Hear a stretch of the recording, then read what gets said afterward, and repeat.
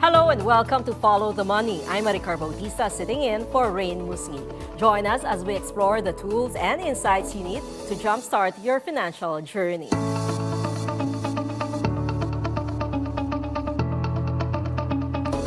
The Philippine tourism and hospitality sectors are experiencing a significant transformation marked by a surge in international arrivals and evolving traveler preferences. At the forefront of this evolution is the Philippine Hotel Owners Association, or PHOA, playing a pivotal role in steering the industry towards sustainable growth and innovation. Today on Follow the Money, we are joined by Benito C. Bengzon Jr., Executive Director of PHOA, to delve into the current landscape and future prospects of the Philippine hotel industry. Good afternoon, Mr. Bengzon, and welcome to Follow the Money.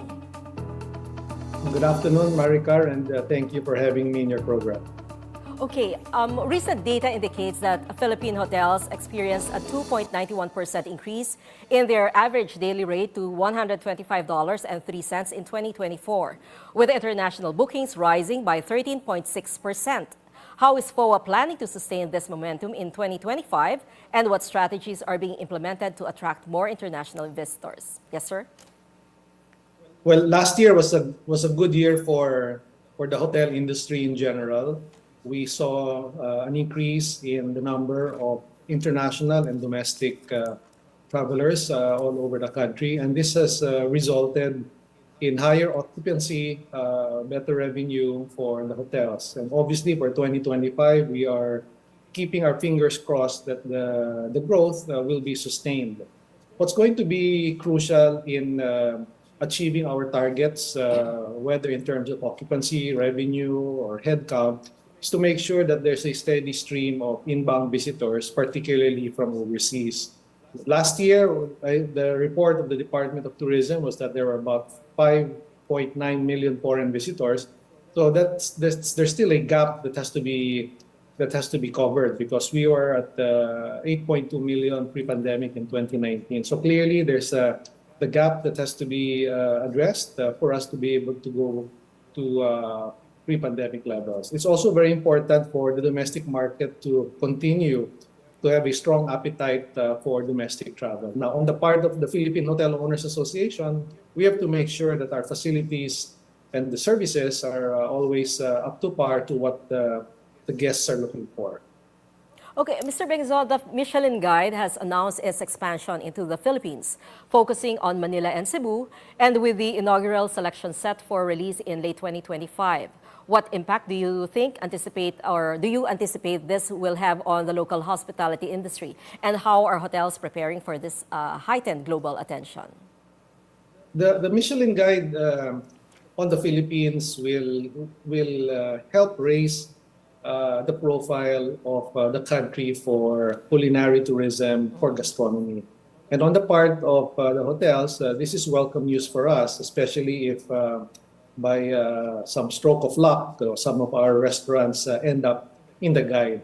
I think the decision of Michelin to include the Philippines in its 2026 edition is a reflection of the confidence in what we have to offer as a culinary destination.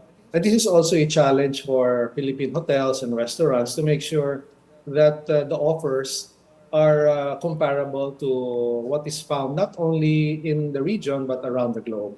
So again, this is welcome news for the hotels, and we see this as another opportunity to raise the profile of the country for gastronomy, and also an opportunity to generate additional revenue for our members. So at least there is a recognition on when it comes to the skills of Filipinos when it comes to cooking. Absolutely.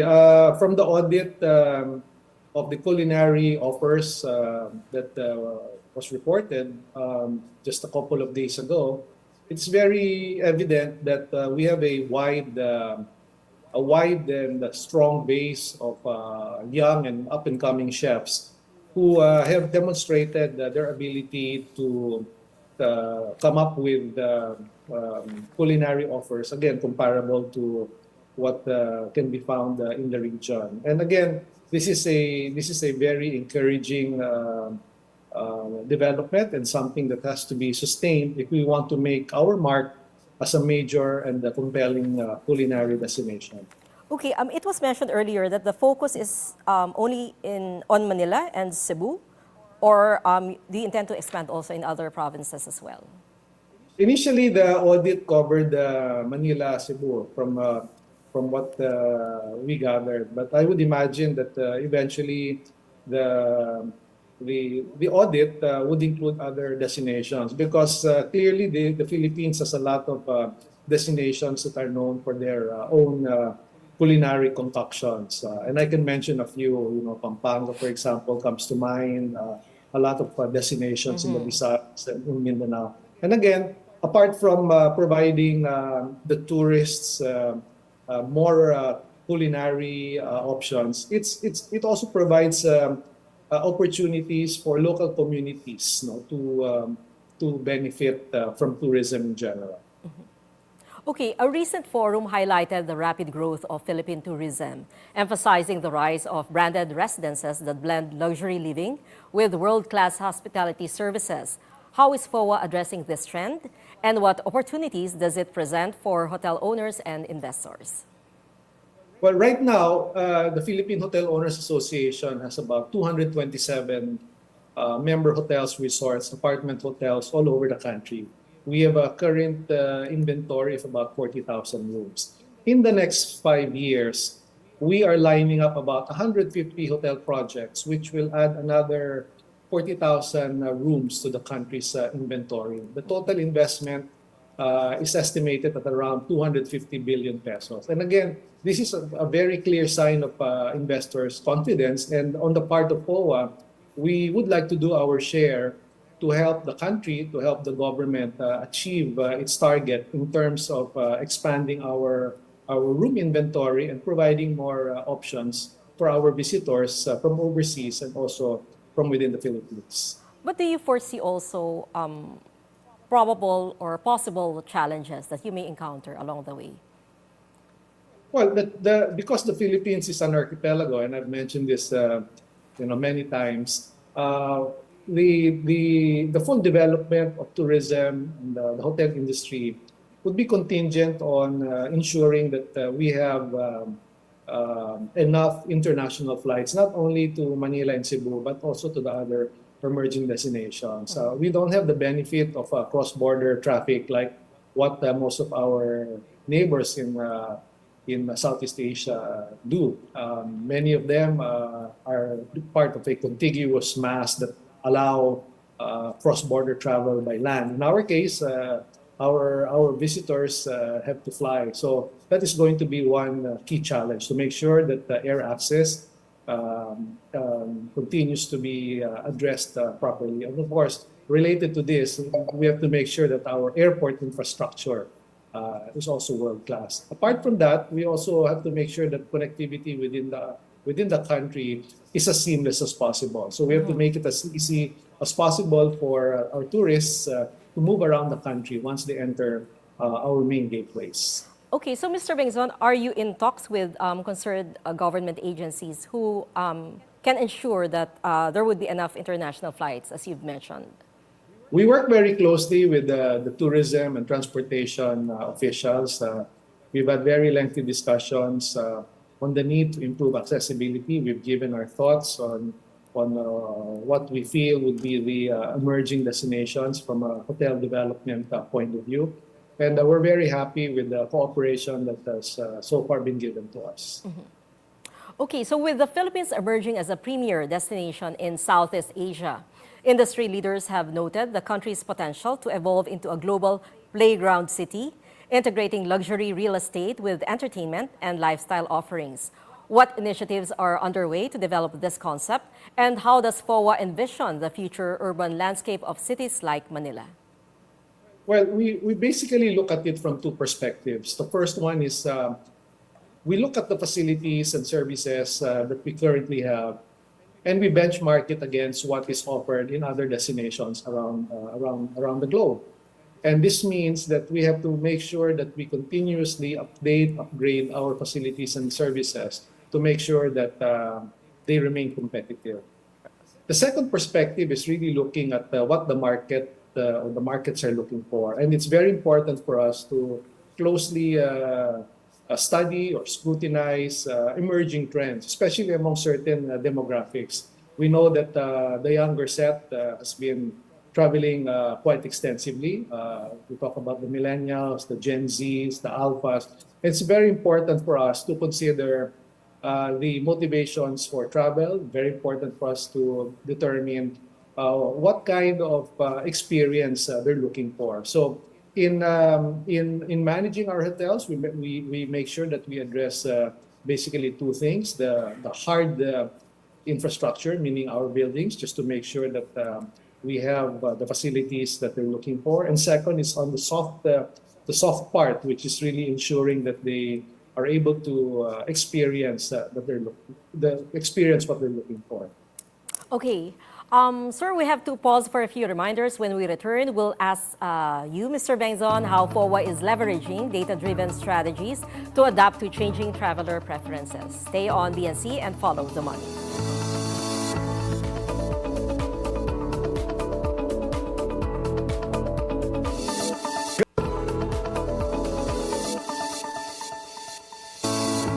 We're back with Follow the Money and still with Philippine Hotel Owners Association Executive Director Benito C. Bengzon.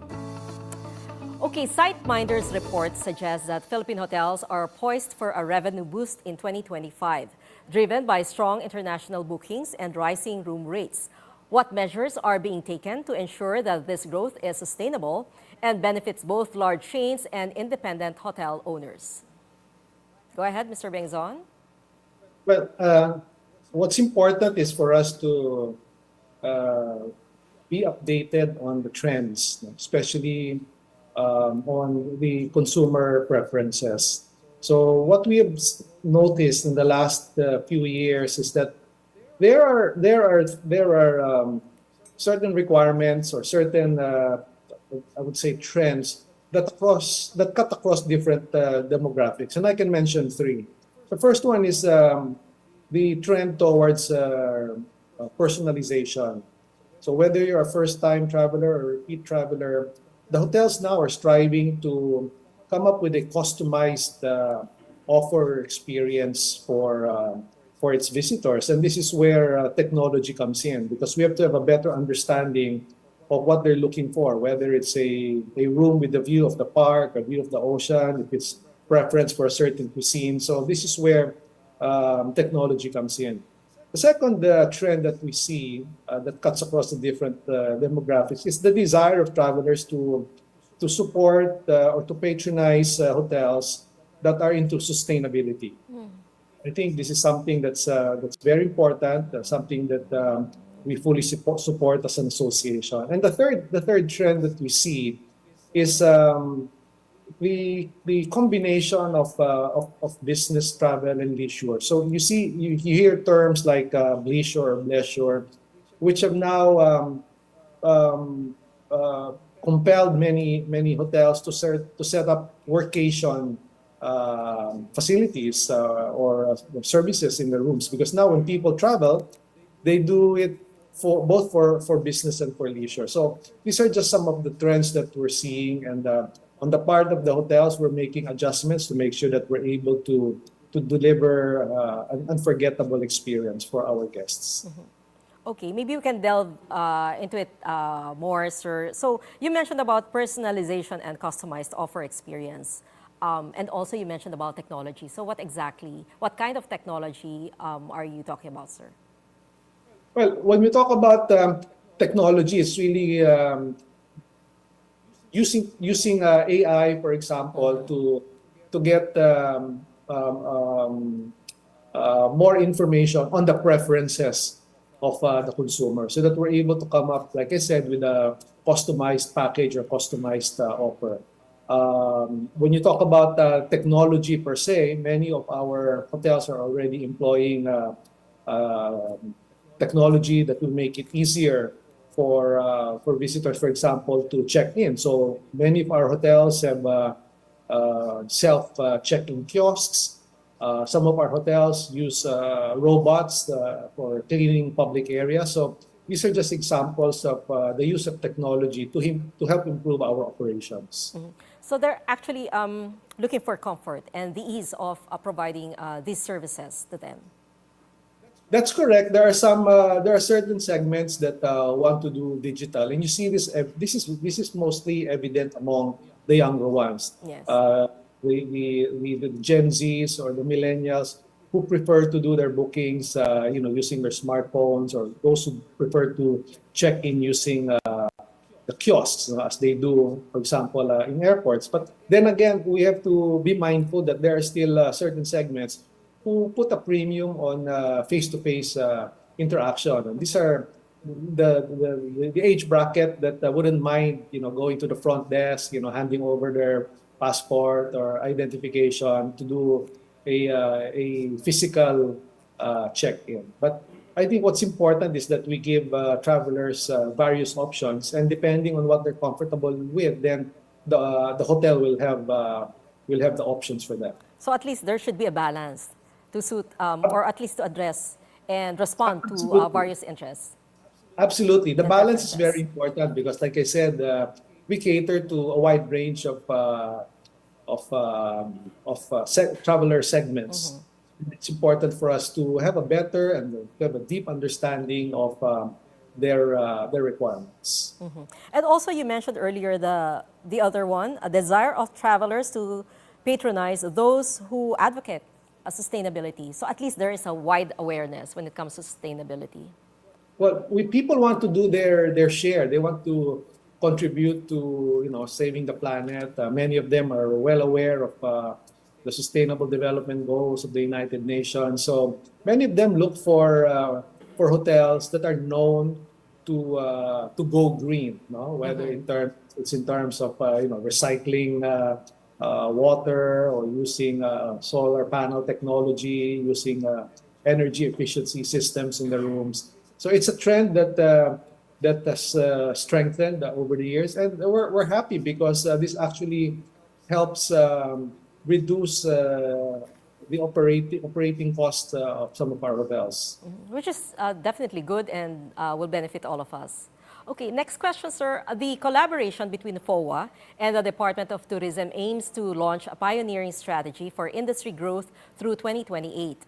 Could you provide insights into the key components of this strategy and how it plans to address current challenges in the hospitality sector? Well, in October last year, the Philippine Hotel Owners Association and the Department of Tourism jointly launched the Philippine Hotel Industry Strategic Action Plan. So what is this document? It's basically a blueprint that tells us what the hotel landscape will look like in the next 5 years. How many hotels do we need? How many rooms do we need? In what category will there be a demand? Will it be in the 5-star category, the 4-star category, 3-star category? What destinations will require those hotels? And very, very important is what kind of facilities and services are the new wave of travelers looking for. Now, from a business standpoint, it's also important to make sure that the investments are viable. And that document will also include a wish list of incentives, fiscal and otherwise, that are needed for investors, developers, to make their projects commercially viable. So it's basically a roadmap for the Philippine hotel industry, and a very good example of partnership between government and the private sector. Okay. Agoda's recent findings show that Philippine Gen Z, which you mentioned earlier, travelers spend an average of $50 per day on hotel accommodations. How are hotels adapting their services and pricing models to cater to this demographic? And what role does PHOA play in guiding these adaptations? Well, we realize that different segments have different spending capacities. And I think, again, what is important is that we're able to tailor fit the offers to what the market is looking for. In the case of the younger set, we see interesting trends that we continue to address. And earlier I mentioned about workation. So some of our hotels have adjusted accordingly. Many of them are putting up more outlets or sockets than you would normally find in in hotels that were built years back. And the reason for this is that when the Gen Zs check in the hotel, they want to plug in their gadgets, their iPhones and whatnot, while they're multitasking. The other interesting thing is that many of them are into, social media, very active in social media. And hotels have to make sure that they have that, one or two spots which are considered Instagrammable, because almost invariably the guests will take photos of themselves, whether it's by the pool, sipping their wine, or enjoying their dish. So these are the small things that we're very mindful of, and something that has guided us, when we put together the packages for our guests. Okay, so really the key here is to adapt, to stay and remain competitive. Adaptability appears to be the overarching principle that we're seeing now in the hospitality industry. That hotel business is very dynamic. There's so many moving parts, and for us to survive in a very competitive industry, we have to be very adaptable. We have to be very quick in addressing the changes in consumer behavior and preferences. Okay, the Philippines is gaining recognition as a rising destination in Asia for meetings, incentives, conferences, and exhibitions, or MICE. What steps are being taken to enhance the country's infrastructure and services to attract more MICE events? And how does PHOA support its members in capitalizing on this opportunity? Well, first of all, MICE is a very lucrative market. The average spend of a MICE delegate is maybe 2 times, 3 times, maybe even 4 times what a normal holiday traveler would spend. So it's a lucrative market, it's a sought-after market, but they also have very special requirements. And it's very important for hotels, which house some of these convention facilities and banquet facilities, address their particular requirements. Now, the MICE industry is quite complex. You have the meetings component, incentives, conventions, and exhibitions. But I think collectively, what's important here is, number one, we're able to develop a facility that will be able to accommodate huge numbers of conference delegates and exhibitors. So people talking about developing exhibition area, anywhere from 50,000 square meters and up.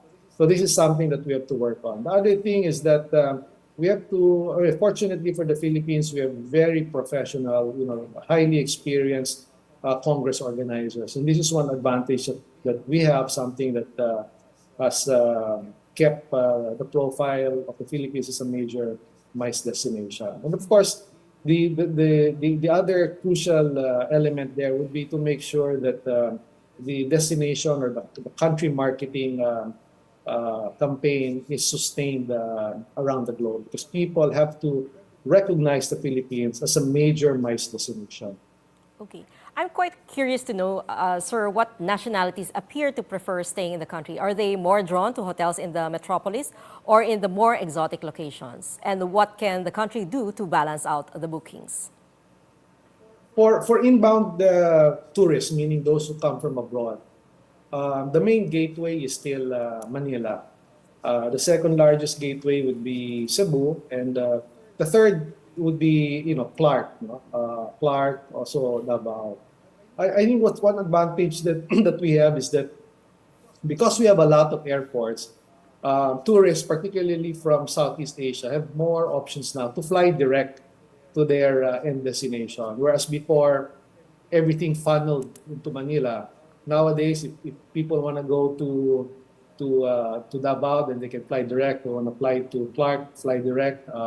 They want to go to Boracay via Calibo, they can fly direct. So I think that's one advantage that the Philippines has.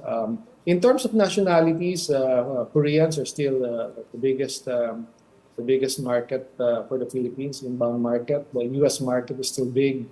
Japan, China, also. Are you also targeting other nationalities? Yes,